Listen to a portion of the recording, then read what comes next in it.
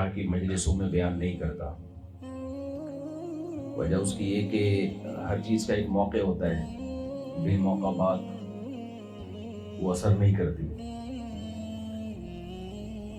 نکاح کی جو تقریبات ہوتی ہے تو گیدرنگ ہوتی ہے، کھانا پینا ہوتا ہے، تھوڑا سا کہیں تھوڑا سا ہلہ گلا ہوتا ہے، کہیں بہت زیادہ ہلہ گلا ہوتا ہے. تو پالیسی ہم نے یہی بنائی ہوئی ہے کہ جہاں بھی نکاح ہوگا وہاں میں بیان نہیں کروں گا. لیکن جو میزبان ہیں عارف جیوا صاحب، ان کے بارے میں پتہ چلا تھا، بیانات سنتے ہیں، کینسر ڈائیگنوز ہوا انہیں. ان کی خاص خواہش تھی کہ میں اس تقریب میں آؤں اور بیان کروں، تو میں اسپیشل ان کی خواہش پہ کراچی سے آج اسلام آباد آیا. اللہ تعالیٰ سے دعا ہے اللہ تعالیٰ ان کو شفا عطا فرمائے، اور ماشاءاللہ جس ہمت کے ساتھ وہ اپنی بیماری سے لڑ رہے ہیں اللہ ان کو اور ہمت عطا فرمائے. تو میں عرض کر رہا تھا کہ ابھی یہاں ان کے خالو لگتے ہیں رشتے میں عمیر بھائی کے، اس کو 15 سال پہلے کینسر ڈائیگنوز ہوا. ڈاکٹروں نے بتایا کہ 3 مہینے میں آپ کی ڈیتھ ہو جائے گی. ماشاءاللہ 15 سال سے زندہ ہیں، اللہ اور زندگی دے ان کو. یہ جو بیماریاں آتی ہیں، فلاں کو یہ ہو گیا، فلاں کو یہ ہو گیا، ہماری زندگی میں مشاہدے ہیں کہ بہت دفعہ جو ڈاکٹر بتا رہا ہوتا ہے نا آپ اتنے دن میں مر جاؤ گے، وہ ڈاکٹر مر جاتا ہے، وہ ڈاکٹر بیچارہ مر جاتا ہے، اور جس کے بارے میں کہا ہوتا ہے وہ اس کے بچوں کے بچے ہو رہے ہوتے ہیں. اللہ تعالیٰ اور زندگی دے دی.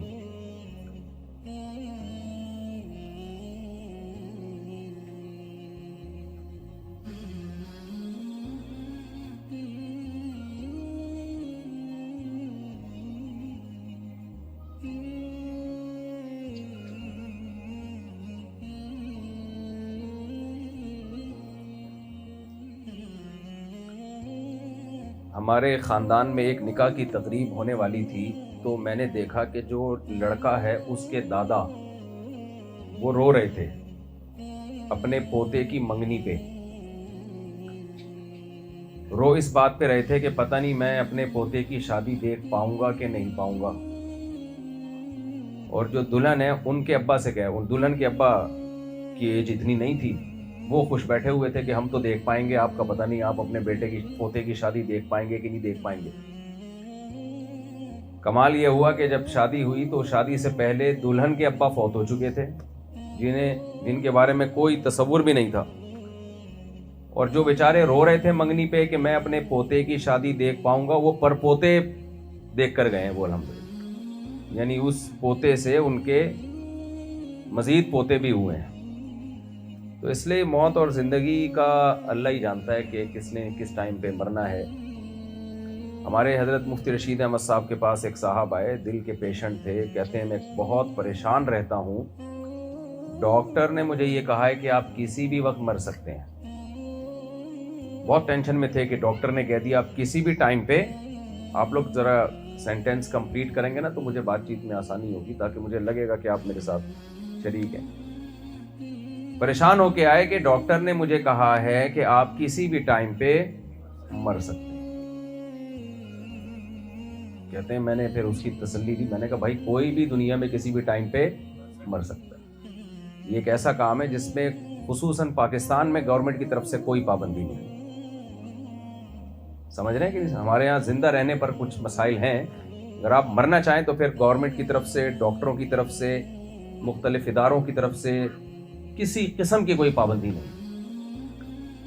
تو موت تو ایک ایسی چیز ہے جو 100% یقینی ہے، لازمی ہے، جس سے دنیا میں کوئی بھاگ نہیں سکتا. اللہ نے نوح علیہ السلام کو 950 سال کی زندگی دی تھی. زندگی تو اس سے بھی زیادہ تھی، 950 سال تو آپ کے تبلیغ میں گزرے ہیں، وہ بھی چلے گئے بھائی دنیا سے. تو یہ زیادہ بڑا ایشو نہیں ہے کہ کون کب مرے گا، کیوں مرے گا، کس وجہ سے مرے گا. کوئی نہ کوئی وجہ تو ہوگی. ہمارے ایک ریلیٹیو تھے جو بہت زیادہ صحت کا خیال کیا کرتے تھے، اب بھی ہیں، اللہ ان کو حیات دے. خاص طور پہ شوگر سے بہت زیادہ بچتے تھے، پھر بھی شوگر ہو گئی ان کو. میں نے کہا بھائی آپ تو اتنا زیادہ احتیاط کرتے تھے, آپ کو شوگر کیوں ہوئی؟ تو انہوں نے میری حیرانگی کو دور کیا یہ کہہ کے بھائی مرنا نہیں ہے کیا؟ مرنا تو ہے نا کوئی بھی کسی طریقے سے. بہاری زبان آپ نے سنی ہوگی, بہاری لوگ بھی آپ نے دیکھے ہوں گے, ان کی کہاوتیں اور مثالیں بڑی مشہور ہیں. کہتے ہیں جو نہ کٹے آری سے وہ کٹے بہاری سے, یعنی بات چیت میں بڑے ماہر ہوتے ہیں وہ. ہمارے ایک دوست تھے, وہ کہنے لگے, بہاری تھے وہ, تھے کیا ہیں ابھی بھی, وہ کہتے تھے بھائی جب انسان کی شامت آتی ہے تو اونٹ پہ بیٹھے ہوئے آدمی کو بھی کتا کاٹ لیتا ہے, حالانکہ کوئی لاجک بنتی نہیں ہے. کیا خیال ہے؟ یہ جو میری بہنیں مائیں بیٹھی ہوئی ہیں, بیٹیاں بیٹھی ہوئی ہیں, میں ان سے بھی مخاطب ہوں. تو جب انسان پہ کوئی شامت آتی ہے تو اونٹ پہ بیٹھے ہوئے آدمی کو بھی کتا کاٹ لیتا ہے, حالانکہ کتے کی پہنچ وہاں تک ہوئی کیسے یہ اللہ ہی بہتر جانتا ہے, لیکن کتا کاٹ لیتا ہے. تو ایک صاحب گئے نا کسی کے گھر, کتا بھونک رہا تھا بہت زیادہ, تو وہ ڈر گئے. تو میزبان نے کہا کہ آپ نے وہ مثال نہیں سنی ہے کہ بھونکنے والے کتے کاٹتے نہیں ہیں, تو آپ کیوں ڈر رہے ہیں؟ تو کہتے ہیں میں نے تو سنی ہے, پتہ نہیں آپ کے کتے نے بھی سنی ہے کہ نہیں سنی ہے, اس کو یہ بات معلوم ہے کہ نہیں. تو یہ ایک حقیقت ہے بھائی, ہم سب نے دنیا سے جانا ہے. ہمارے شیخ حضرت مفتی رشید احمد صاحب رحمہ اللہ تعالی, ان کے استاذ تھے مفتی محمد شفیع صاحب, جو حضرت مفتی تقی عثمانی صاحب کے استاذ ہیں, والد ہیں سوری. تو ایک دفعہ ان سے مفتی محمد شفیع صاحب رحمہ اللہ تعالی نے فرمایا کہ جب میری شادی ہوئی تھی تو میں سوچ رہا تھا کہ کسی وقت میرے والد کی بھی نکاح ہوا ہوگا, پھر میرے دادا کا بھی کسی ٹائم پہ نکاح ہوا ہوگا, تو وہ تمام چیزیں ونس اپون اے ٹائم بن گئی ہیں. وہ تمام واقعات کیا بن گئے ہیں؟ Once upon a time. ہمیں کوئی چیز نہیں لگ رہی ہوتی. آج ماشاءاللہ یہ دولہا بیٹھے ہوئے ہیں, کیا نام ہے آپ کا جی؟ مجتبیٰ صاحب. اللہ دیکھ دو ہمارے یہاں ینگ دولہا, یہ مسلمانوں میں ہی کلچر رہ گیا ہے. 2 دانت کے دولہا صرف آپ کو مسلمانوں میں ملیں گے. آپ باہر ملکوں میں جائیں نا, 55 60 70 یہ چل رہا ہے. یہ نکاح کی جو ایک خوبصورت بندھن ہے, یہ صرف صحیح معنوں میں مسلم سوسائٹی میں رہ گیا ہے. اسی وجہ سے فیملی سسٹم آپ دیکھیے کہ 20-30 سال کے بعد مسلمانوں کا ہی رہے گا, باقی سب ختم ہو گیا. چچا ماموں خالہ پھپھی تایا سب مارکیٹ سے کیا ہو رہے ہیں؟ شارٹ ہو رہے ہیں. کیونکہ نکاح جب ختم ہوگا تو خاندان ختم ہوں گے نا. تو مجھے بڑی خوشی ہوتی ہے جب میں نوجوان دولہا دیکھتا ہوں کہ بھئی صحیح ماشاءاللہ صحیح چل رہے ہیں ابھی الحمدللہ لوگ.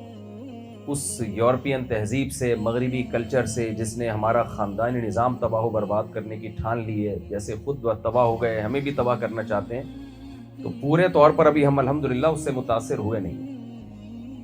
تو میں بتا رہا تھا حضرت مفتی شفیع صاحب رحمہ اللہ تعالیٰ فرماتے تھے کہ میں سوچتا تھا کہ کبھی میرے والد کی بھی شادی ہوئی ہوگی, دولہا بنے بیٹھے ہوں گے, والدہ دلہن بنی بیٹھی ہوں گی, پھر کبھی میرے دادا کی بھی, تو کیسے ٹائم گزر جاتا ہے. ہمارے حضرت نے فرمایا آپ تو دادا دادی کا سوچتے ہیں, میں سوچتا ہوں ایک دن آدم علیہ السلام کی بھی شادی ہوئی تھی, وہ بھی سب سے عظیم واقعہ تھا. ہزاروں سال گزر گئے بھائی, گزر گئی گزران, کیا جھوپڑی کیا میدان. آج ہم یہاں بیٹھ کے بات کر رہے ہیں, آج دولہا کی ماشاءاللہ شادی ہو رہی ہے. ایک دور آئے گا ان کے پرپوتے کہہ رہے ہوں گے ونس اپون اے ٹائم ہمارے پردادا کی بھی شادی ہوئی. اتنی جلدی اور اتنی اسپیڈ کے ساتھ ٹائم گزر رہا ہے دنیا میں میرے بھائی. کسی بھی چیز کو روکنا اگر ناممکن ہے, تیز رفتار ٹرین کو روکا جا سکتا ہے, ہوا میں اڑنے والے جہازوں کو روکا جا سکتا ہے, میزائلوں کو روکا جا سکتا ہے, خلا میں جانے والے سیاروں کو روکا جا سکتا ہے. ٹائم کو روکنا کسی کے سوری میں کراچی کا ہوں تو تھوڑا باپ دادا پہ آ جاتا ہوں, کسی کے فادر میں دم نہیں ہے, تھوڑا اس کو ہم مہذب کر لیتے ہیں. کسی میں دم نہیں ہے کہ ٹائم کو روک کے دکھائے. غلط تو نہیں کہہ رہا, کیا خیال ہے بھائی؟ اب ٹائم کو روکنا چونکہ ممکن نہیں ہے. ہم بچے ہوتے ہیں, جوان ہوتے ہیں, پھر بوڑھے ہو جاتے ہیں. جب جوان ہوتے ہیں بڑے خوش ہوتے ہیں, ہم یہ سمجھتے ہیں ہم ہمیشہ ایسے ہی چمکتے دمکتے رہیں گے, لیکن نہیں بھائی, آہستہ آہستہ بڑھاپا آنا شروع ہوتا ہے. اس کی سب سے پہلی علامت ہوتی ہے بال کا سفید ہونا. خواتین کے سر کے بال سفید ہوتے ہیں, مردوں کی داڑھی کے بال, سر کے بال سفید. آپ دیکھتے ہیں کہ جب پہلا بال سفید ہوتا ہے تو ہم چپکے سے لے جا کے بغیر کسی کو بتائے, بیگم کو بھی نہیں پتہ چلنے دیتے, اور وہ بال توڑ دیتے ہیں کہ نہیں اپنے آپ کو تسلی دیتے ہیں میں ابھی بوڑھا نہیں ہوں, یہ تو اصل میں کوئی وائٹامن تھا جو آگے پیچھے ہو گیا تھا, ہو جاتا ہے پانی کی وجہ سے, ماحول کی وجہ سے ایک آدھ بال سفید ہو جاتا ہے. جوان ہوں میں, ابھی بوڑھا نہیں ہوں, کیا خیال ہے؟ اس بال کو اندر کو یوں کر دیں گے یا تھوڑا سا یوں گھما دیں گے یا نکال کے پھینک دیں گے, اور اپنے نفس کو ہم تسلی دیتے ہیں کہ بعض دفعہ کچھ وائٹامنز ایسے ہیں جن کی کچھ اوپر نیچے ہو جاتے ہیں, کچھ تھوڑا خوراک بھی آج کل ایسی ہو گئی, تو میں کوئی بات نہیں, تھوڑا اپنی خوراک کو فوکس کروں گا تو دوسرا بال انشاءاللہ سفید. آپ لوگ جملہ کمپلیٹ نہیں کر رہے ہیں نا بھائی, دوسرا سفید نہیں ہوگا. تھوڑے دن بعد جب ہم شیشے میں دیکھتے ہیں تو دوسرا بھی سفید ہو چکا. پھر اپنے آپ کو تسلی دیتے ہیں, کوئی بات نہیں یار, ابھی مختلف میڈیسن آ رہی ہیں, سپلیمنٹ آ رہے ہیں. لیکن ایک دن اٹھتے ہیں تیسرا بھی سفید, اس کو بھی توڑ دیا, چوتھا بھی سفید, پانچواں بھی سفید. پھر آدمی کہتا ہے اگر میں نے توڑنا شروع کر دیے تو فارغ البال ہو جاؤں گا میں. کیا خیال ہے بھائی؟ یعنی بال سے کیا ہو جاؤں گا؟ فارغ. دہشت گردی کا اڈا ہی ختم ہو جائے گا, جو روب ہے نا بال سے. تو پھر انسان, میں نے ایک ڈاکٹر سے کہا, میں نے کہا ڈاکٹر صاحب یہ جو بال سفید ہو رہے ہوں تو اس کا کیا علاج ہے؟ انہوں نے کہا کتنی عمر میں؟ میں نے کہا 50 سال میں. تو انہوں نے کہا اس پہ خوشی مناؤ کہ بال باقی ہیں, کیونکہ تھوڑے دنوں میں آپ کی ٹینشن یہ نہیں رہے گی کہ سفید کیوں ہو رہے ہیں, اب اس سے بڑی ٹینشن آنے والی ہے کہ غائب کیوں ہو رہے ہیں. پہلے آپ سفید بال اپنے اختیار سے توڑ کے ختم کیا کرتے تھے, اب جو آپ کے سفید بال رہ جائیں گے ان کو بچانے کی کوشش میں ٹائم گزارو گے کہ یہ کسی طرح رہ جائیں تاکہ کالا تو کر سکوں کسی چیز کو میں. کیا خیال ہے بھائی؟ کلر تو لگا سکوں. دیکھیں بالوں پہ کتنی محنتیں ہو رہی ہیں, ہیئر ٹرانسپلانٹیشن ہو رہا ہے, اور کیا کیا ٹیکنالوجی آ رہی ہے کہ میں بوڑھا نہ ہو جاؤں, بس میں جوان نظر آؤں دیکھنے. خواتین بھی کوشش کر رہی ہیں, مرد بھی کوشش کر رہے ہیں, لیکن کیا کریں بھائی, بڑھاپا ایک حقیقت ہے. آپ کتنا ہی لڑ لیں, جم چلے جائیں, صحت اچھی کر لیں, لیکن بڑھاپے کو دنیا کی کوئی طاقت روک نہیں سکتی. پھر تھوڑے دنوں میں بالوں کا مسئلہ آدمی بھول جاتا ہے, کہتا ہے چلو یار سفید ہیں تو رہنے دو ایسی کی تیسی, کب تک لڑتے رہیں. کمر کا مسئلہ کھڑا ہو گیا ہے. ڈاکٹر صاحب بالوں کو چھوڑو, کمر میں کیا رہنے لگا ہے؟ پین. ڈاکٹر صاحب آپ دیکھو مسجدوں میں کرسیاں کتنی آ گئی ہیں, کیا خیال ہے؟ مجھے تو لگ رہا ہے تھوڑے ہماری جو نسلیں وہ بھول جائیں گی کہ نماز کھڑے ہو کے پڑھی جاتی ہے. ہماری نسلیں سمجھیں گی شاید صدیوں سے یہی طریقہ چلا آ رہا ہے. جوان لوگ بیٹھ کے نماز پڑھ رہے ہیں کرسیوں پہ. گھٹنوں کے مسئلے, کمر کے مسئلے, گردن کے مسئلے, پھر شوگر, پھر بلڈ پریشر, پھر ایک چیز ٹھیک کرو تو دوسری, پھر اور جو ڈاکٹر علاج کر رہے ہیں ان کی اپنی حالت دیکھ لو بیچاروں. تو یہ کیا ہے بھائی, ایسا ہے کیوں؟ اور یہ دنیا میں ہر قوم کے ساتھ ایسا, ہمارے ساتھ نہیں ہے. جو ترقی یافتہ قومیں ان کے ساتھ بھی ایسا ہوتا ہے. بڑھاپا سب پہ آتا ہے, پھر انسان مر جاتا ہے. اللہ نے تعالیٰ نے اس پروسیس کو قرآن میں کئی بار بیان کیا ہے کہ اس نے تمہیں ماں کے پیٹ میں بنایا, پھر تمہیں بچہ بنایا, پھر تمہیں یبلغ اشدکم, تم جوانی کی دہلیز پہ پہنچتے ہو, اور پھر ومن نعمرہ ننکسہ فی الخلق, پھر ہم تمہیں بڑھاپے کی طرف لے جاتے ہیں, کمزوری کی طرف لے جاتے ہیں. تو یہ سارے تصرفات ہیں جو انسان کی باڈی پر ہوتے ہیں, اور ان سب چیزوں کی وجہ ہے ٹائم. اگر ٹائم گزرنا بند ہو جائے تو ہم ہمیشہ جوان رہیں, کچھ بھی نہ ہو ہمارے ساتھ, خوش ہیں تو ہمیشہ خوش رہیں. لیکن ٹائم کیا کرتا ہے, ایک کنڈیشن میں, ایک حالت میں ہمیں رہنے نہیں دیتا, اور ٹائم روکنے والی ابھی تک کوئی مشین ایجاد نہیں ہوئی ہے, اور آئندہ بھی کوئی چانس نہیں ہے. تو اب اس میں دو طبقات ہیں, وہ کہتے ہیں ٹائم جب گزر رہا ہے تو کیوں نہ اس ٹائم کو انجوائے کیا جائے. 4 دن کی زندگی ہے, کوفت سے کیا فائدہ. کیا خیال ہے بھائی؟ یہ کافر کا کانسیپٹ ہے, کافر کا نظریہ ہے. یار ٹائم گزر جائے گا بھائی, لائف کو کیا کرو, انجوائے کرو. جو قرآن کو نہیں مانتے, خدا رسول کو نہیں مانتے, آخرت کو نہیں مانتے, اللہ کی کتابوں کو نہیں مانتے, وہ کہتے ہیں یار ٹائم گزر رہا ہے تو لائف کو انجوائے کرنا ہے. ہم ہیں ہی اسی لیے. ہم کس کے لیے؟ آپ کمپلیٹ نہیں کر رہے بھائی, ہم لائف کو انجوائے کرنے کے لیے. یہ زندگی دوبارہ تھوڑی ملے گی. آپ کو ایک خربوزہ میٹھا مل گیا اور کسی نے بتایا آئندہ قیامت تک آپ کو کبھی خربوزہ نہیں ملے گا, آپ ایک پھانک بھی چھوڑو گے خربوزے کی, ہو سکتا ہے زندگی میں کبھی خربوزہ نہ کھائے لیکن اس دن لازمی کھاؤ گے کہ دوبارہ مجھے خربوزہ نہیں ملے گا کبھی. تو انگریز بھی یہ کہتا ہے یہ زندگی خربوزہ ہے بھائی, میٹھا, سمجھ رہے ہیں, یہ دوبارہ نہیں ملے گی, لہذا لائف کو کیا کرو, بولیں انجوائے. کیسے انجوائے کرو, کہ جیسے دل چاہے ویسے انجوائے کرو, شراب پیو, بدکاریاں کرو, زنا کرو, اور وہ تمام چیزیں جو آپ کی لائف کی انجوائمنٹ میں رکاوٹ بنے ان تمام رکاوٹوں کو راستے سے ہٹا دو. تو انہوں نے سب چیزیں ہٹا, سب سے پہلے بیگم کو ہٹایا مارکیٹ سے. انگریز نے سب سے پہلے کس چیز کو ہٹایا, اس نے کہا مسلمانوں کی زندگیوں میں بیوی ہوتی ہے اور پھر دیکھو ان بیچاروں کی حالت کیا ہوتی ہے. عورت کی زندگی میں شوہر ہوتا ہے تو وہ حقوق دیتی ہے, سربراہ باندھتی ہے, اس کو چھوڑو. بوائے فرینڈ اور girl friend, girl friend boy friend کا رشتہ توڑنا مشکل ہوتا ہے یا آسان ہوتا ہے, اور میاں بیوی کا رشتہ توڑنا آسان ہے یا مشکل ہے, مشکل ہے. کہہ رہے یار کیا خامخواہ کی ٹینشن کیوں پال رہے ہو, کتنے لطیفے بنے ہوئے ہیں نا میاں بیوی پہ. ایک آدمی بیگم کو دفنا کے آیا تو بادل گرجے, کہتا ہے پہنچ گئی, لگتا ہے پہنچ ادھر جا کے بھی کیا ہو رہی ہے, گرج رہی ہے. تو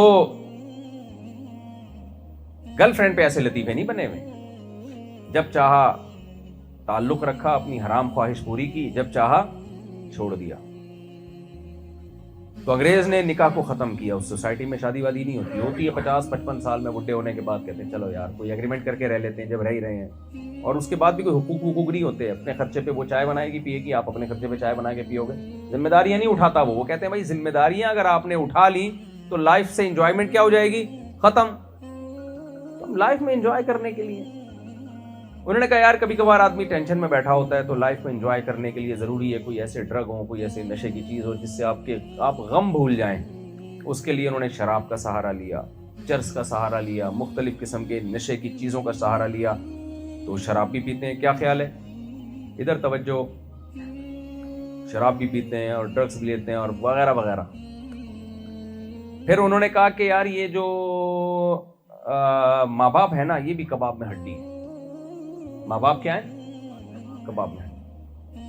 اب ان کے ہم پر احسان ہے, انہوں نے ہمیں جنا, ماں نے ہمیں دودھ پلایا, بچپن میں پالا, ٹھیک ہے, پال پوس کے بڑا کر دیا, اب ہم بھی ان کو پالیں, یہ کیا مسئلہ ہے یار, ہم ٹینشن کیوں پالیں, اگر اس نے حماقت کی ہے تو ہم حماقت کیوں کریں.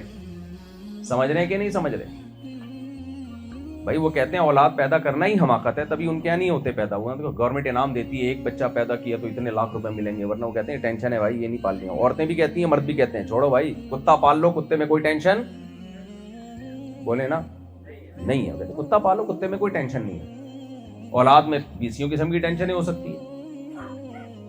اولاد کی پڑھائی کی فکر ہوگی, اولاد کی تربیت کی فکر ہوگی, اور پھر ان کی اولادیں تو ویسے بھی ابا اماں کو پوچھتی نہیں ہے, تو اس ایسا بچہ تو ویسے ہی پیدا کرنے کا کوئی فائدہ نہیں ہے. کیا خیال ہے بھائی. تو لہذا وہ کہتے ہیں کہ ہمیں انجوائمنٹ جو ہے جس میں ابا اور اماں اس انجوائمنٹ میں چونکہ بہت بڑی رکاوٹ ہیں, لہذا ابا کا ٹھکانہ کہاں ہونا چاہیے, اولڈ ہاؤس.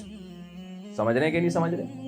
اماں کا جنازہ کہاں سے نکلے گا, بولے نا اولڈ ہاؤس. یہاں نہیں, یہاں کھانسیں گے, جراثیم پھیلائیں گے اور مسائل ہوتے ہیں ان سے, وہ جائیں, گورنمنٹ کا کام ہے ان کو پالے. تو یہ ایک سوچ ہے, ایک طرز زندگی ہے. قرآن بالکل اس کے اگینسٹ ہے. اب یہ ہم فیصلہ کر لیں کہ ہم قرآن کا انکار کرتے ہیں یا قرآن کو ہم مانتے ہیں. اللہ کہتا ہے تم پیدا ہوئے نہیں ہو, میں نے تمہیں پیدا کیا ہے. اپنی مرضی انجوائمنٹ کی زندگی وہ اختیار کرتا ہے جو اپنی مرضی سے آیا ہو. کیا خیال ہے بھائی. ایک مثال دے رہا ہوں. فار ایگزامپل مجھے عمیر بھائی نے یا عارف جیوا صاحب نے بلایا اس ایونٹ پہ. فرض کریں مجھے آنے جانے کا ٹکٹ دیا انہوں نے کہ کراچی سے آپ بائی ایئر آئیں, بائی ایئر جائیں, یہاں بیٹھیں. یہاں آ کے میں بیان نہیں کر رہا, اور یہاں آ کے میں اپنے تمام ریلیٹیو سے مل کے چلا گیا اور ان کو میں نے ٹائم نہیں دیا, تو ان کو مجھ پہ ناراض ہونے کا حق ہے یا نہیں ہے, بولیں گے صاحب ہم نے آپ کو بلایا اور ہم نے یہ کیا, ہم نے وہ کیا, اور آپ نے اپنے ہی ریلیٹو سے ملنا تھا تو آپ آ جاتے. کیا خیال ہے بھائی؟ آپ کو کمپنی نے بھیجا کوئی پروجیکٹ دے کے, باہر آنے جانے کا ٹکٹ دیا, کھانا پینا سب کچھ, کراچی بھیجا فار ایگزامپل. آپ وہاں گئے اور جو کمپنی نے جس کام کے لیے بھیجا ہے اس کام کو آپ فوکس نہیں کر رہے اور وہاں آپ اپنے کاموں میں الجھے ہوئے ہو.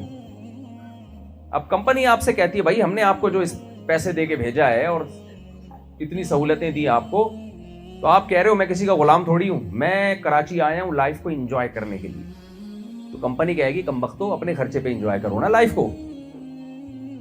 کیا خیال ہے بھائی؟ اپنے خرچے پہ کرو نا, آپ آئے تھوڑی ہم نے آپ کو بھیجا ہے. تو دیکھیں ہم دنیا میں آئے نہیں ہیں, ہمیں پیدا کیا ہے کسی نے. ام خلقوا من غیر شیء ام هم الخالقون. قرآن کہتا ہے تم خود سے نہیں بنے ہو. ایک بے جان روبوٹ آٹومیٹیکلی خود سے بن سکتا ہے جس کی آنکھوں میں دیکھنے کی طاقت نہ ہو, ناک میں سونگنے کی طاقت نہ ہو, کان میں سننے کی طاقت نہ ہو, وہ روبوٹ خود بخود نہیں بن سکتا. ایک روبوٹ کو بنانے والا سائنٹسٹ انسان جس کی آنکھوں میں دیکھنے کی طاقت ہو, جس کے کانوں میں سننے کی طاقت, جس کے زبان میں بولنے کی طاقت, چکھنے کی طاقت, وہ خود بخود کیسے بن سکتا ہے بھائی؟ میں سمجھا پا رہا ہوں اپنی بات؟ اتنا پیچیدہ نظام ہے انسان کے ایک ایک پارٹ کا. آنکھ کو اسٹڈی کر کے دیکھیں کیسے ویڈیو بن رہی ہے آنکھ میں. کان کو اسٹڈی کر کے دیکھیں کان میں جو آواز کی لہریں ٹکراتی ہیں اور کیسے ہمیں سنائی دیتا ہے. اتنا پیچیدہ نظام ہے. انسان تو دور کی بات, انسانی باڈی کا ایک پارٹ بھی اربوں خربوں سال میں آٹومیٹیکلی خود بخود نہیں بن سکتا. نہ ایوالو ہو کے بن سکتا ہے, نہ ویسے بن سکتا ہے.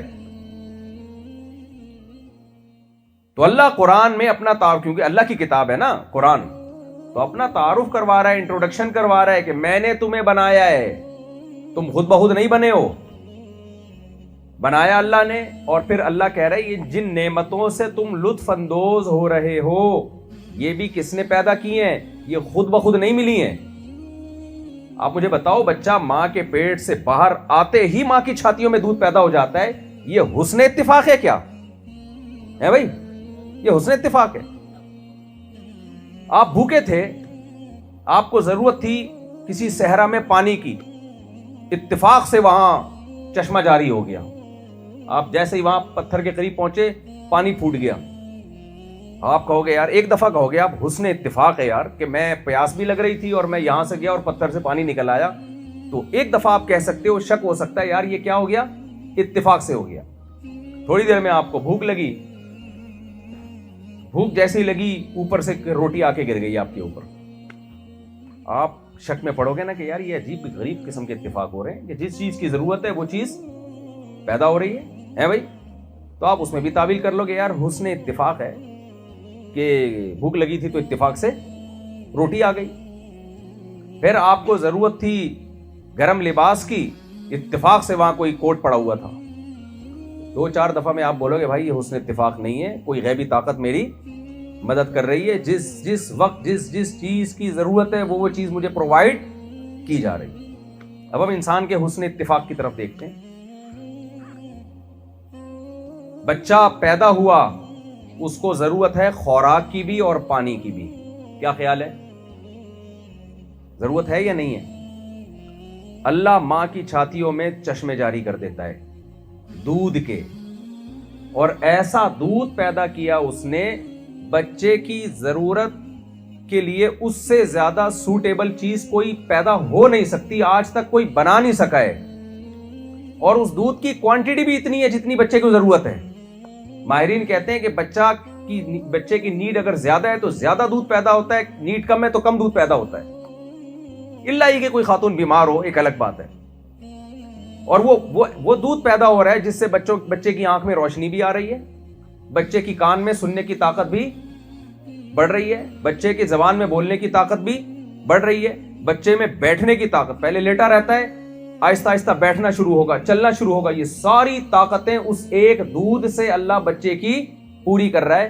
بھائی جس وقت بچے کو دودھ کی ضرورت تھی اسی ماں کی گود میں وہی دودھ کے, پہلے ماں روٹی کھا رہی تھی, بچے کی آنکھ ناک کان یہ چیزیں بن رہی تھی, ادھر بچہ مارکیٹ میں آیا ہے اور اسی روٹی سے دودھ پیدا ہونا شروع ہو گیا. یہ حسن اتفاق نہیں ہو سکتا بھائی, یہ حسن اتفاق نہیں.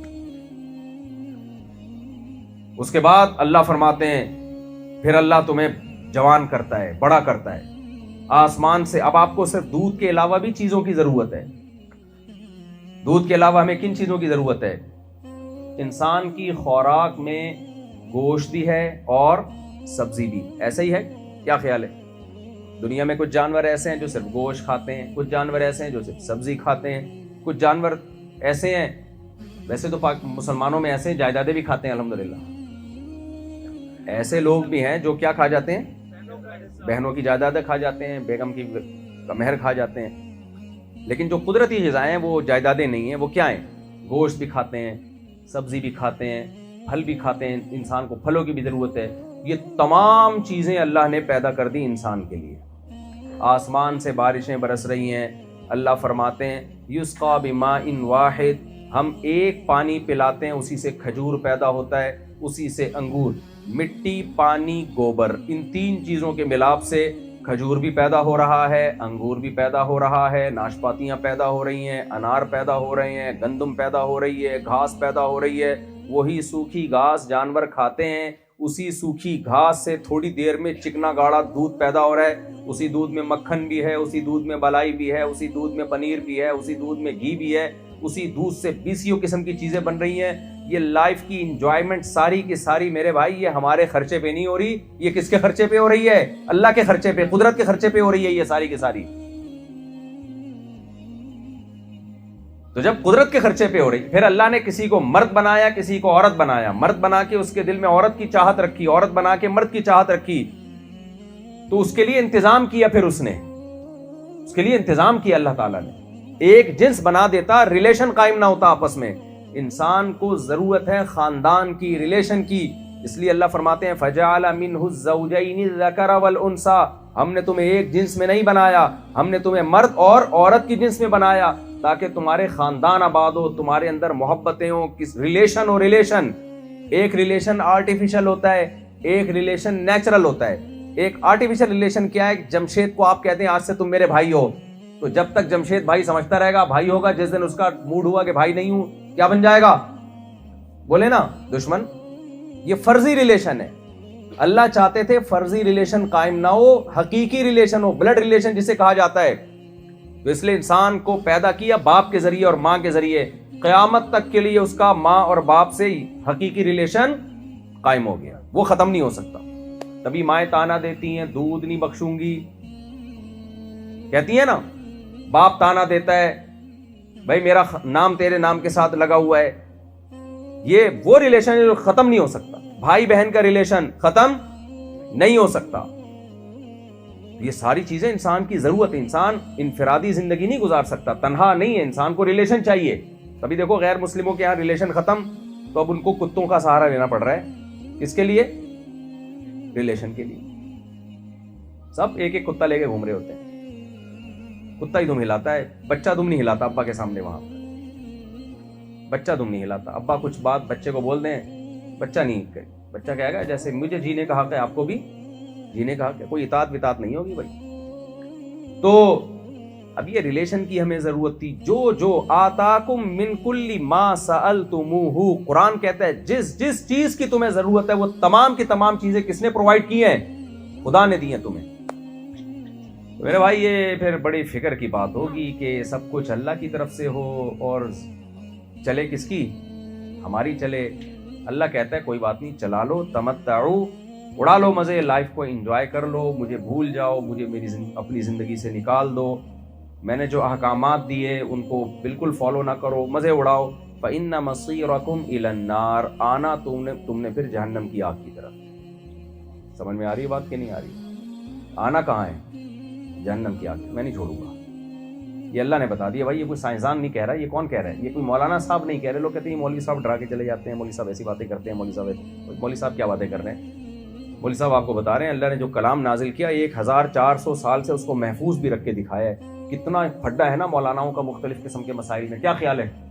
کہتے ہیں کوئی بھی مولانا دو اکٹھے نہیں بیٹھتے, ہر چیز میں لڑ رہے ہوتے ہیں. کمال کی بات ہے, دنیا میں کہیں بھی چلے جاؤ قرآن پہ سب کا اتفاق. یہ اللہ نے اتفاق رکھا ہے, اس کو نہیں تبدیل ہونے دوں گا, یہ میرا کلام ہے. سمجھ رہے کہ نہیں سمجھ رہے؟ کیونکہ اس میں بیسک باتیں لکھی ہوئی ہیں کہ تم بنے نہیں ہو, تمہیں خدا نے, اللہ نے بنایا ہے اور اس نے تمہاری ضرورتوں کو پورا کیا ہے, لہذا تم اس کے غلام ہو, تم پہ اس کی چلے گی, تمہاری نہیں چلے گی. ہاں پھر اس نے یہ بھی بتا دیا کہ حکومتیں دو طرح کی ہوتی ہیں, کچھ ظالم ہوتی ہیں اور کچھ اپنے عوام کی خیرخواہ ہوتی ہے. تو اللہ ظالم بادشاہ نہیں ہے, اس نے جو تمہیں احکامات دی ہیں اس میں تمہارا دنیا کا بھی فائدہ ہے, صرف آخرت کا فائدہ نہیں ہے. اگر اس نے شراب کو حرام قرار دیا تو صرف شراب کو حرام قرار دینے سے اس کا مقصد تم سے لذتیں چھڑوانا نہیں ہے بلکہ برائیاں چھڑوانا ہے, کیونکہ شراب ہر برائی کی جڑ ہے. جس سوسائٹی میں شراب ہے, آپ وہاں جا کے حالات دیکھ لیں, کتنے جرائم ہوتے ہیں اس سوسائٹی میں. اگر اس نے عورت کو پردے کا حکم دیا تو عورت کو ٹینشن دینا مقصد نہیں ہے, اس میں عورت کا تحفظ ہے. کیسے تحفظ ہے؟ میں ایک مثال سے بات سمجھاتا ہوں. دیکھو, جب اسلام عورت کو پردے کا حکم دیتا ہے تو مقصد مرد کی عیاشی پہ پابندی لگانا ہے. میرڈ خواتین کتنی پریشان ہوتی ہیں, کتنے فون آتے ہیں خواتین کے, ہمارے میاں کا وہاں ریلیشن ہو گیا, دفتر میں کوئی پھلجڑی پسند آ گئی ہے, کوئی چھمک چھلو بنی ہوئی آتی ہے روزانہ, اور ہمارے میاں جو ہے نا وہ ادھر کو جا رہا ہے اور جمشید اور محبود کے نام سے لڑکیوں کے نمبر اس نے محفوظ کیے ہیں موبائل میں. گھر خراب ہوتا ہے کہ نہیں ہوتا؟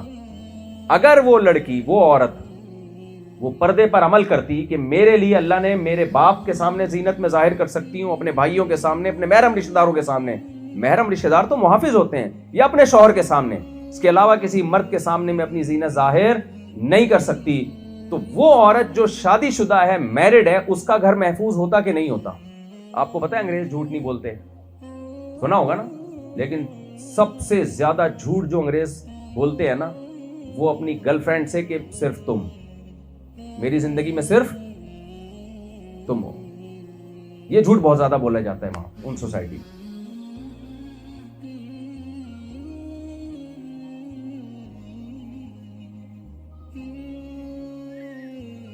تو اللہ تعالیٰ نے عورت کو جو پردے کا حکم دیا یہ عورت کے فائدے کے لیے دیا ہے, تاکہ مرد ادھر ادھر نظریں دوستیاں نہ لگائے, ریلیشن قائم نہ کرے. وہ مجبور ہوگا وفا کرنے پر, کس کے ساتھ؟ اپنی زوجہ کے ساتھ. اس میں تو عورت کا فائدہ ہے. ایک دفعہ میں نے مسئلہ بتایا کہ بھائی عورت پر اپنے دیور سے بھی پردہ فرض ہے, جیٹ سے بھی پردہ فرض ہے. تو خواتین بہت غصے ہو گئی, اتنی پابندیاں اسلام نے ہم پہ لگا دی ہیں. میں نے کہا بھائی یہ آپ کے فائدے کے لیے لگائی ہیں, آپ بھی کسی کی بیوی بنو گی, پھر آپ کا میاں آپ سے زیادہ جب آپ کی بہنوں سے فری ہوگا نا تو پھر آپ کو آئے گا غصہ. اللہ میاں نے آپ کو اپنے میاں کا بنا کے بتا دیا ہے کہ صرف تم ہی ہو, تمہاری بہنوں کو اس سے فری ہونے کی اجازت بولو نہیں. آپ دیکھ لو میاں ٹائپ کی جو چیزیں ہیں, بیگم بیٹھی ہوئی اور ذرا سالی بیٹھی ہوئی ہو تو ویسے ایکٹنگ تو کر رہا ہوگا جیسے بیگم مجھے بہت پسند آ رہی ہے, لیکن آنکھ مٹک کے کدھر کو کر رہا ہوگا زیادہ, بشرطے کہ سالی خشک سالی کا شکار نہ ہو, خشک سالی کا شکار نہ ہو. یہ اللہ نے عورت کے تحفظ کے لیے بنایا ہے. اسلام خاندانی نظام پہ یقین کرتا ہے, اس عیاشی پہ یقین نہیں کرتا جو یورپین کلچر میں عیاشی ہے, جس کا انجام, بھیانک انجام دنیا اپنی آنکھوں سے دیکھ رہی ہے. اس لیے اسلام نے عورت کو حکم دیا بھائی تم پردہ کرو اپنے دیور سے, اپنے جیٹ سے, اپنے کزن سے. اس پردے سے فائدہ کیا ہے؟ عورت کی مصیبتوں میں نہیں جکڑ رہی, اس کو اس کے شوہر سے محبت مل رہی ہے. کیا ملے گی اس کو اپنے شوہر سے؟ آپ دیکھ لو اپنے باپ داداؤں کو دیکھ لو, کیسے وفا کرتے تھے اپنی بیویوں کے ساتھ, کیسے زندگی گزارا کرتے تھے. آج ہے ہی اعتماد عورت کو اپنے شوہر پہ؟ بہت کم شاید آپ لوگ بیٹھے ہوئے ہوں گے جن کو اعتماد ہوگا, جن آپ کے علاوہ کی بات کر رہا ہوں میں.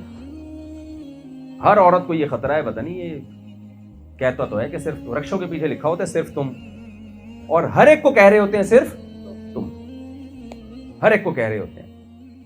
اس میں عورت کا فائدہ ہے, عورت کا فائدہ ہے. اس میں نماز کا جو اللہ نے ہمیں حکم دیا بھائی یہ ہمارا فائدہ ہے. دیکھو انسان کی نیچر ہے, انسان کی فطرت ہے رب کی عبادت کرنا, اس کی سب سے بڑی دلیل یہ ہے اگر اسے حقیقی رب نہیں ملے گا تو پتھروں کو خدا بنا لے گا. وہ ہمیشہ سے بناتا آیا کہ نہیں آیا ہے؟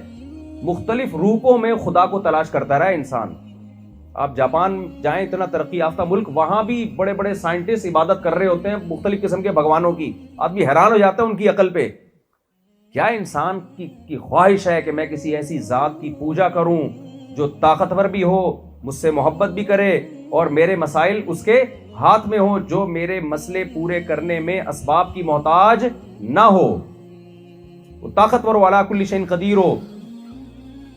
اسلام نے ہم پر یہ احسان کیا, ہمیں ایک خدا کا بتا دیا جو تمام طاقتوں کا مالک ہے, اور ہم اس کی عبادت کریں. تو اس میں بھائی اللہ کا فائدہ نہیں ہے, اس میں کس کا فائدہ ہے؟ دیکھو آپ ابھی اپنے عبادت کا ماحول بنا لو نا گھر میں, تو جب آپ کے بچے ہوں گے نا پھر آپ کو لگے گا گھر کتنا اچھا. گھروں کی آج کل مختلف قسمیں چل رہی ہیں. بعض گھر ایسے ہوتے ہیں اس میں جب ماں باپ گھر میں داخل ہوتے ہیں یا ریلیٹیو آتے ہیں تو دیکھتے ہیں فلمیں چل رہی ہیں, ڈرامے چل رہے ہیں, پب جی چل رہا ہے اور مختلف قسطیں ڈراموں کی چل رہی ہیں, اور وہی ڈرامے دیکھ دیکھ کے بچیاں بدتمیز بن رہی ہیں. اینٹ کا جواب ماں باپ کو پتھر سے دیتی ہیں. کیا خیال ہے, ایسا ہے کہ نہیں ہے؟ اور کچھ گھر ایسے ہوتے ہیں جب آپ اس گھر میں جائیں گے تو آپ کو لگے گا بھائی بچیاں پڑھ رہی ہیں, کچھ قرآن پڑھ رہی ہے, کوئی نماز پڑھ رہی ہے, کوئی اچھی باتیں کر رہی ہے, کوئی حدیث پڑھ رہی ہے. تو مجھے ایک بات بتاؤ, کون سا ماحول آپ کو, اپنے بچوں کے لیے کون سا ماحول اچھا لگے گا آپ کو, پہلا والا یا دوسرا والا؟ آپ کو اپنی بیٹی اسکارف لے کے آپ جیسے مرضی ہوں, جو مرضی کرتے رہیں, آپ اپنے بچوں کے لیے کیا پسند کرو گے؟ فلم دیکھ رہی ہو, کسی کا ڈانس دیکھ رہی ہو, ایک بیٹی آپ کی مصلی پہ کھڑی ہوئی ہے اسکارف لے کے قرآن پڑھ رہی ہے یا نماز پڑھ رہی ہے, دوسری بچی کوئی مووی دیکھ رہی ہے, آپ کو کس بچی پہ زیادہ پیار آئے گا؟ بولتے کیوں نہیں ہے؟ ایک آپ کی بچی وہ ہے جس کے بوائے فرینڈ ہیں, اللہ بچائے ہم سب کو اس لعنت سے, وہ کبھی جمشید کے ساتھ جا رہی ہے, کبھی پرس لٹکا کے غفار کے ساتھ گھومنے جا رہی ہے, کبھی گور میں جیسا ہوتا ہے, آپ روک ہی نہیں سکتے. دوسری بچی وہ ہے جو حیا ہے, شرم ہے, وہ کہتی ہے بھائی جو میرے ابا کا فیصلہ ہوگا وہ فیصلہ مجھے قبول ہوگا, جو میرے ماں باپ کا فیصلہ ہوگا وہ مجھے قبول ہوگا. آپ کو کس بچی پہ زیادہ پیار آئے گا, پہلی والی پہ, دوسری والی پہ؟ بے شک آپ جتنے براڈ مائنڈیڈ ہوں کہ ایکچولی آزادی کا دور ہے, ایکچولی یہ سب انسان اپنی لائف میں خود مختار ہے, لیکن جب اپنے بچوں کی باری آتی ہے نا تو یہ ساری خود مختاری کے مزے کرکرے ہونا شروع ہو جاتے ہیں. تو بھائی گھروں کا ماحول بابرکت بنتا ہے شریعت پہ چلنے کے بعد. قرآن میں اللہ نے دعا سکھائی ہے, الذین یقولون ربنا هب لنا من ازواجنا وذریاتنا قرۃ اعین واجعلنا للمتقین اماما. فرمایا اہل ایمان دعا مانگتے ہیں, اللہ ہمیں ہماری ازواج اور اولاد کی طرف سے آنکھوں کی ٹھنڈک عطا فرما. زوج کا لفظ عربی میں بیوی کو بھی کہتے ہیں, شوہر کو بھی. عورت دعا مانگے گی تو اس سے مراد اس کا شوہر اور اولاد, شوہر دعا مانگے گا تو اس دعا سے مراد اس کی بیوی اور اولاد. اے اللہ ہمیں اپنے ہمارے جوڑے کی طرف سے, چاہے وہ شوہر کی شکل میں ہو, بیوی کی شکل میں ہو, اور ہماری اولاد کو ہماری آنکھوں کی ٹھنڈک بنا. تو آنکھوں کی ٹھنڈک کا کیا مطلب ہے؟ کہ ہم جب گھر میں آئیں, ہم جب ان کو دیکھیں تو ان میں حیا ہو, اطاعت ہو, فرما برداری ہو, دین ہو. وہ ایسے نہ ہو کہ آنکھوں میں آنکھیں ڈال کے ہم سے بات کریں. کوئی ایسا نہ ہو کوئی شراب پی رہا ہے, کوئی نائٹ کلب میں جا کے ناچ رہا ہے, کوئی جوا کھیلتا ہوا پکڑا گیا, کوئی سینما گھر سے پکڑ کے لایا جا رہا ہے, کسی کو کوئی چرس پیتے ہوا پکڑا جائے. یہ والی اولاد آنکھوں کی ٹھنڈک نہیں ہوتی. تو آج ہماری سوسائٹی جس یورپین کلچر کی طرف جا رہی ہے نا, اس کا انجام شراب, کباب, چرس, ہیروئن یہ ہے. اور جس مذہب سے آپ دور بھاگ رہے ہو اور مولاناؤں سے دور بھاگ رہے ہو کہ کوئی فتویٰ نہ لگا دیں, ان مولاناؤں کے سر پہ کوئی سینگ ہے, کوئی ٹکر نہ مار دیں, تو جن مولاناؤں سے دور بھاگ رہے ہو میرے بھائی, تو آپ کے پاس دو ہی آپشن ہے, یا تو اسلام یا وہ سیکولرزم جس کی گورا دعوت دے رہا ہے. تو اپنی اولاد کو اگر آپ نے مذہب اور دین نہیں سکھایا تو پھر وہ کس کو فالو کریں گے؟ وہ علماء, صلحاء, بزرگوں کو نہیں, وہ کس کو؟ وہ مائیکل جیکسن کو فالو کریں گے, وہ اس کلچر کو فالو کریں گے. اور جب اس کلچر کو فالو کیا تو پھر آپ نے جس طریقہ حیات کو اپنے لیے منتخب کیا اس کی سزا دنیا میں آپ کو اللہ کی طرف سے ملے گی, دنیا میں سزا ملنا شروع ہو جائے گی. تو میں بات کو سمیٹ کے ختم کرتا ہوں. اللہ قرآن میں یہی کہتا ہے کہ انا هل اتى على الانسان حين من الدهر لم يكن شيئا مذكورا انا خلقنا الانسان من نطفة امشاج نبتليه فجعلناه سميعا بصيرا. اللہ کہتے ہیں تم کچھ نہیں تھے, ہم نے تمہیں بنایا اور ہم چاہتے تھے تمہیں آزمائیں, لہذا ہم نے تمہیں سنتا اور دیکھتا بنایا, صلاحیتیں دیں تاکہ تم اللہ کی بات سنو بھی اور اللہ کی قدرت کے کمالات اپنی آنکھوں سے دیکھو. ایک ایک چیز کو قرآن بیان کرتا ہے. لاکھوں نعمتیں ہیں نا, قرآن انار کو الگ سے بیان کرتا ہے. انظروا الی ثمرہ اذا اثمر وینعی, انار کے درخت پہ انار کے پکنے کے عمل کو دیکھو. آپ زمین کھود کے دیکھیں, گوبر مٹی پانی یہی ہے نا, اور انار کو دیکھیں, کوئی ملاپ ہے؟ سرخ جب پھٹتا ہے نا ایسے بڑا ہوتا ہے, ایسے لگتا ہے جیسے مسکرانا شروع کر دیا اس نے, کیسا رس نکلنا شروع ہوتا ہے اس کا. کس چیز سے کیا بنا رہا ہے. سوکھا چارہ قرآن کہتا ہے تم جانوروں کو کھلاتے ہو. بھینس کو ہم بادام اور پستے کھلاتے ہیں دودھ نکالنے کے لیے, یا سوکھا چارہ کھلاتے ہیں؟ کوئی دنیا کی مشین دیکھی جو سوکھے چارے سے تیل نکال دے؟ بولو بھائی کیا ہو گیا. آپ سوکھا چارہ لے کے جاپان جائیں کہ یار تم اتنی ترقی تم نے کس بات کی ہے, کوئی ایسی مشین دکھاؤ جس میں سوکھا چارہ ڈالوں اور وہاں سے کیا نکلے, آئل نکلے, کوئی چکنی چیز نکلے. اس نے کہا اس میں ہے ہی نہیں چکناہٹ, تو کہاں سے نکلے؟ یار تم کس بات کے سائنسدان ہو؟ کیا سائنسدان کا مطلب یہ تھوڑی ہے چیزوں کی حقیقت چینج کر دے. وہ کیا خیال ہے بھائی, کچھ ہے ہی نہیں تو نکلے گا کہاں سے؟ اللہ نے گائے بنائی, ادھر آپ سوکھا چارہ کھلاؤ اس کو, کھاتی بھی خود ہی ہے. تھوڑی دیر میں آپ اس کے تھنوں میں دودھ دیکھو کیسا چکنا گاڑا دودھ نکلتا ہے کہ نہیں نکلتا.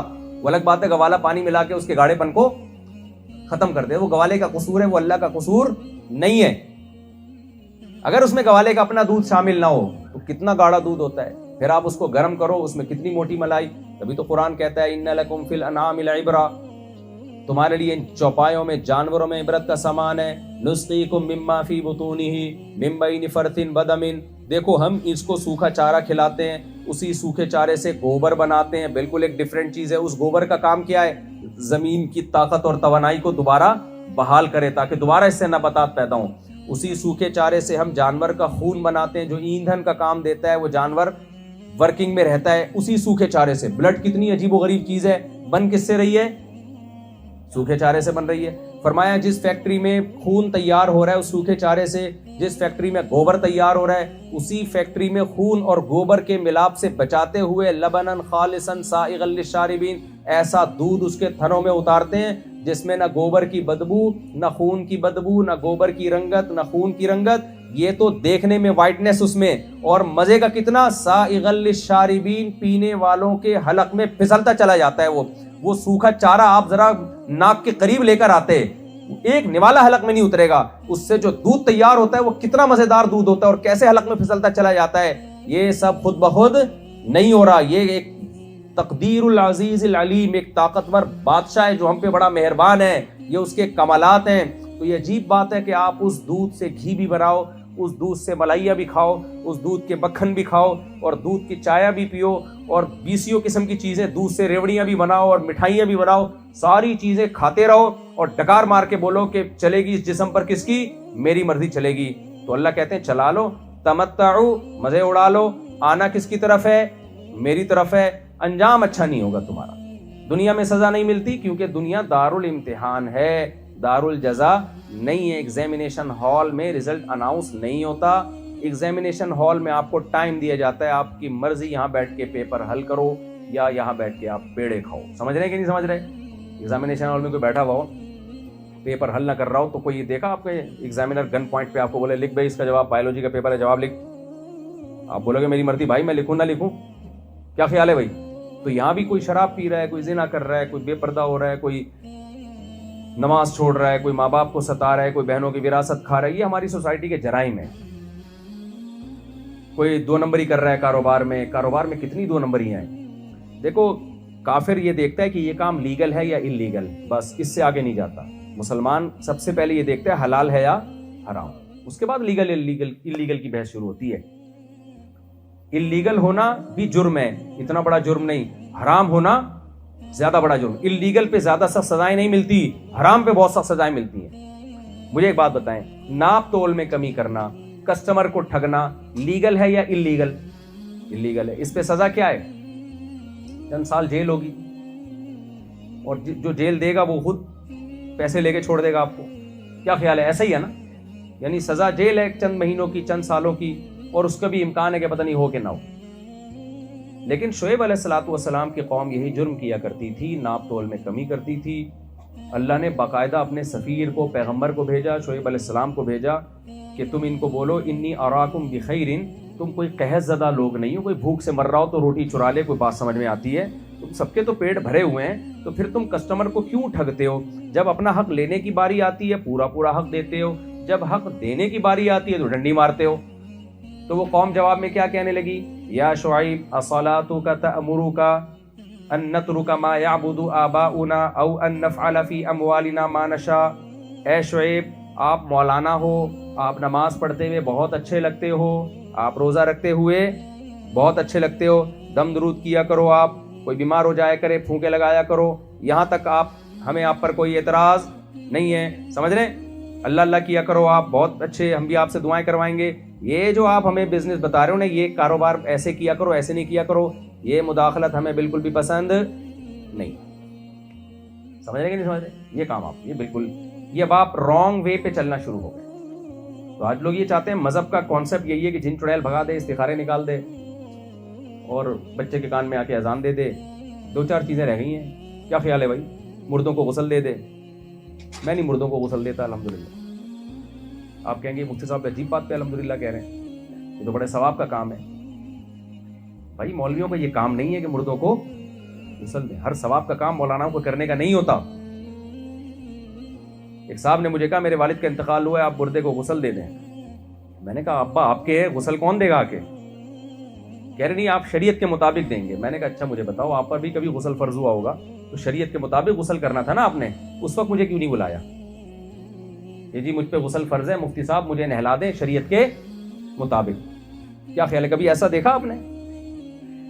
وضو بھی شریعت کے مطابق ہی کرنے کا حکم ہے نا, تو کبھی آپ نے کہا مفتی صاحب مجھے وضو کا ہم طریقہ بتا دیں گے, وضو کرنا آپ نے, غسل کا ہم طریقہ بتا دیں گے, کرنا کس نے؟ آپ نے. تو آپ کے میت کا جب انتقال ہوا ہے تو ہم غسل کا طریقہ بتانا علماء کا کام ہے, اس کو غسل دینا علماء کا کام نہیں ہے. جو علماء کا اصل کام ہے, جو پیغمبروں کا کام تھا, سوسائٹی میں جو غلط ہے اس کو غلط کہا جائے, جو صحیح ہے اس کو صحیح کہا جائے, غلط کو روکنے کی کوشش کی جائے, اور اگر غلط ہو جائے تو اس پہ توبہ کی جائے. اللہ کی رحمت بہت بڑی یہ ہے کہ اس نے مایوسی نہیں رکھی. اگر کچھ غلط ہو گیا تو سوری کرو بھائی, اللہ سے معافی مانگو, وہ معاف کرنے کے لیے تیار ہے. تو شعیب علیہ السلام نے اپنی قوم سے یہی کہا, جو کچھ تم حرام کھا چکے ہو توبہ استغفار کرو, اللہ معاف کرنے کے لیے تیار ہے. تو قوم جواب میں کیا کہتی ہے؟ اصلاتک تأمرک, کیا آپ کی نمازیں اس کا حکم دے رہی ہیں؟ نماز پڑھتے ہوئے آپ بہت اچھے لگ رہے تھے, لیکن آپ کی تو نماز سے آگے بڑھنا شروع ہو گئے ہو آپ. تو شعیب علیہ السلام نے ان سے کہا, پھر وہ قوم جب زیادہ شعیب علیہ السلام نے ان کو سمجھایا نا کہ یہ مالی لین دین میں گڑبڑ مت کرو, گڑبڑ مت کرو, گڑبڑ مت کرو. دیکھیں ان کی ایک حکومت تھی, ان کی ایک ریاست تھی, اس کے سربراہ شعیب علیہ السلام نہیں تھے, کیونکہ انلیگل کاموں پہ روکنا کس کا کام ہے؟ حکومت کا کام. ان کا بھی کوئی جرگہ سسٹم ہوگا. شعیب علیہ السلام اللہ کا سفیر بن کے ان کو روک رہے ہیں اس کام سے. کیوں؟ اس لیے نہیں کہ انلیگل ہے, اس لیے کہ کرپشن اللہ کی نظر میں کیا ہے؟ حرام ہے. ایک حکومت کسی کام کو غیر قانونی قرار دیتی ہے, ایک اللہ قرار دیتا ہے. حکومت جب غیر قانونی قرار دیتی ہے, اس قانون کو توڑنے پر حکومت سزا دیتی ہے, جو بہت تھوڑی ہوتی ہے, کیونکہ حکومت کے احسانات بہت تھوڑے ہیں. لیکن جب اللہ کسی کے جب قانون بناتا ہے, اس کو توڑنے پر سزا بہت بھیانک ہوتی ہے, کیونکہ اللہ کے احسانات لامتناہی ہیں. پھر یہ احسان فراموشی کی سزا ملے گی آپ کو. تو اس قوم نے نہیں مانی. پھر وہ قوم جواب میں کہنے لگی, یا شعیب ما نفقہ کثیرا مما تقول, آپ جو باتیں کرتے ہیں اکثر ہماری سمجھ میں آتی نہیں ہے. جب بات بہت کلیئر ہونا تو اکثر سمجھ میں بولے نہیں آتی. جب بہت کلیئر بات ہو تو سمجھ میں نے دیکھا اکثر لوگ مسئلہ پوچھ رہے ہوتے ہیں جو ان کے فیور میں ہوتا ہے. یعنی جس کو وراثت لینی ہے وہ وراثت کا مسئلہ لکھ کے پوچھے گا, مفتی صاحب میرا کتنا حصہ بنتا ہے. ایسا اب تک کوئی نہیں آیا کہ میری بہن کا کتنا حصہ بنتا ہے, میری بہن کا کتنا, یہ نہیں آتا ہے کیس. مارکیٹ میں آتے ہیں بہت کم, حتیٰ کہ غیر مسلم بھی پوچھ رہے ہوتے ہیں. تو اللہ تعالیٰ قرآن میں کہتے ہیں کہ شعیب علیہ السلام نے جب کہا نا زیادہ سمجھائے, تو ان کی قوم نے کہا شعیب علیہ السلام کو, ما نفقہ کثیرا مما تقول, آپ کی باتیں ہماری جیسے پنجابی میں کہتے ہیں ساڑی سمجھ نہیں آتی, تسی کی کہندے ہو ساڑی سمجھ میں نہیں آ رہے. حالانکہ بہت آسان کلیئر بات تھی کہ بھائی جو اپنے لیے پسند کرتے ہو وہی دوسرے کے لیے پسند کرو نا, اس کو ٹھگ رہے ہو بیٹھ کے, اس کی کمزوری سے فائدہ اٹھا رہے ہو. تو اور قہر زدہ بھی نہیں ہو, بھوک سے مر رہے ہوتے تو ایک الگ بات تھی. جب آدمی بھوک سے مر رہا ہو تو چوری کرنا بھی جائز ہے اس کے لیے, روٹی کھا لے, چوری کر کے جان بچائے, بعد میں پیسوں کا حساب چلتا رہے گا. تو قوم نہیں مانی تو اللہ تعالیٰ نے ایسا نہیں ہے کہ ان کو چند سال قید با مشقت کی سزا دی ہو, ایسا نہیں. قرآن کہتا ہے ہم نے اس قوم کو تباہ و برباد کر دیا، عبرت کا نشان بنا دیا، آگ میں داخل کر دیا، اور جاؤ ان کے نشانات جا کے دیکھو، آپ تمہیں کھنڈرات کے علاوہ کچھ بھی نظر نہیں آئے گا۔ تو بھائی ہم اس کو تو فوکس کرتے ہیں یہ اللیگل ہے یا لیگل، لیکن مسلمان اس سے آگے کا سوچتا ہے کہ یہ حلال ہے یا حرام ہے۔